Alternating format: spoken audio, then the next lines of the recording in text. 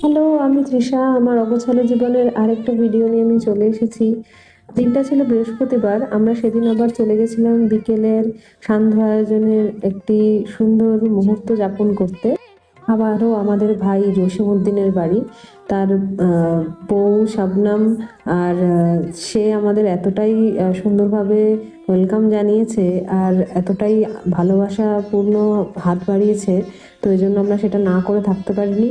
তো সেদিনের খাওয়া দাওয়ার বিশেষ আয়োজনে ছিল ভেজিটেবিল চপ, যেটা আমরা বাড়িতে বানাবো ঠিক করে গেছিলাম। তো যেমনি ভাবা সেমনি কাজ, তো সবাই মিলে হাতে হাতে করে আমাদের ভেজিটেবল চপ খুবই সুস্বাদু। আর আমাদের সান্ধ্যকালীন রান্নাটা জাস্ট জমে উঠেছিল, এক কথায় অসাধারণ। তো অনেকটাই রাত হয়ে গেছিল, তার জন্য আমরা ডিসাইড করি রাতের খাবারটা ওখানেই খেয়ে আসবো।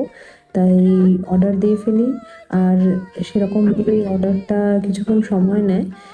তো তারপরে এই যে রাতের খাবার চলে এসছে, আমরা তাড়াতাড়ি খেয়ে বাড়ির পথে রওনা দিই। এখন টাটা, দেখা হচ্ছে পরের ভিডিওতে, বাই।